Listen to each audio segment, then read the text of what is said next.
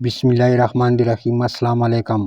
حضرت جنید بغدادی رحمۃ اللہ نے ایک مرتبہ دل میں خیال کیا کہ اگر شیطان سے ملاقات ہو جائے تو ایک سوال کروں گا، اور انہوں نے ایک دن اللہ تعالیٰ سے دعا بھی کر دی کہ اللہ کے بھی شیطان سے ملاقات کرا دے تاکہ اس سوال کر لوں۔ ایک دن نماز پڑھ کر مسجد سے باہر نکلی تو ایک بوڑھا آدمی باہر کھڑا تھا۔ حضرت جنید رحمۃ اللہ نے اس کو دیکھ کر کہا کہ کون ہو تم؟ کہنے لگا میں وہی ہوں جس سے ملنے کی آپ کو آرزو اور تمنا تھی۔ حضرت سمجھ گئے کہ اصل میں شیطان ہے۔ شیطان نے کہا کہ آپ مجھ سے کیوں ملنا چاہتے تھے؟ حضرت جنید رحمۃ اللہ علیہ نے کہا کہ میرے ذہن میں تیرے متعلق ایک سوال ہے۔ سوال یہ ہے کہ جب اللہ تعالیٰ نے تجھے حضرت آدم علیہ السلام کو سجدہ کرنے کا حکم دیا تو میرے سمجھ میں نہیں آتا کہ آخر تجھے کس چیز نے اللہ کے حکم کی تعمیل سے منع کیا؟ کیوں تو نے سجدہ نہیں کیا؟ کیا اللہ کی عظمت کو نہیں جانتا تھا؟ ارے تجھے اللہ کی معرفت حاصل تھی، اللہ کی عظمتوں اور جلالتوں سے تو واقف تھا۔ اس قدر اللہ کی قربت رکھنے کے باوجود جب اللہ نے تجھے حکم دیا کہ آدم کو سجدہ کرو تو نے آخر کیوں سجدہ نہیں کیا؟ اس پر شیطان کا جواب کیا تھا وہ سننے کے قابل ہے۔ اس کے جواب نے کچھ دیر کے لیے حضرت جنید رحمۃ اللہ کے ہوش اڑا دیے۔ اس نے کہا کہ جنید، آپ جیسا توحید پرست آدمی اور یہ مشرکانہ سوال، آپ جیسا توحید پرست، ایک اللہ کو ماننے والا، ایک اللہ کی پوجا کرنے والا، اور آپ کے ذہن میں ایسا سوال آ رہا ہے جو مشرکانہ ہے۔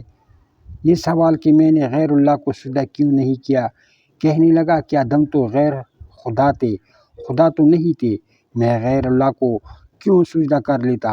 آپ جیسا توحید پرست آدمی ایسا مشرکانہ سوال میرے سے کر رہا ہے، بڑے افسوس کی بات ہے۔ حضرت جنید رحمۃ اللہ علیہ کہتے ہیں کہ جب اس نے یہ بات مجھ سے کہی تو مجھے لگا کہ ہاں یہ تو ٹھیک کہہ رہا ہے، اور پھر تھوڑی دیر کے لیے مجھے ایسا معلوم ہوا کہ میرا ایمان سلب ہو رہا ہے۔ اس لیے میں سناٹے میں پڑ گیا، ہوش و حواس باقی نہ رہے۔ میں سوچنے لگا کہ اس کو کیا جواب دے سکتا ہوں، اس لیے کہ جب وہ کہہ رہا ہے کہ تم ایک اللہ کو ماننے والے ہو اور مجھے پوچھتے ہو کہ آدم کو سجدہ کیوں نہیں کیا۔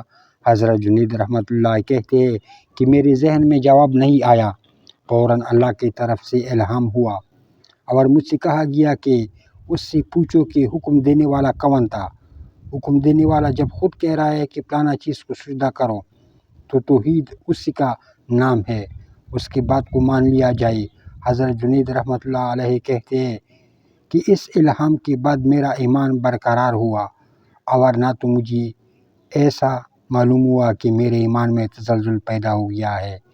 یہ شیطان کی مکاری اور عیاری، نہ ولیوں کو چھوڑا، نہ غوث و قطب و ابدال کو چھوڑا، نہ انبیاء کرام کو چھوڑا۔ غور کرو باتوں باتوں اور چیزوں کو کس طرح مزین کرتا ہے اور گمراہ کرنے کی کوشش کرتا ہے۔ اس کا ذرا اندازہ اس واقعے سے آپ کر لیجئے۔ اس لیے کبھی بھی شیطان سے بے فکر نہیں ہونا چاہیے۔ شیطان کے عیاری اور مکاری سے بسا اوقات انسان بے ایمان بھی ہو جاتا ہے، لیکن اسے خبر نہیں رہتی کہ میں بے ایمان ہو گیا ہوں۔ شیطان کفر کو مزین کر دیتا ہے۔ اللہ تعالیٰ ہم سب کو نفس اور شیطان کے ہتھ کنڈوں سے محفوظ رکھے۔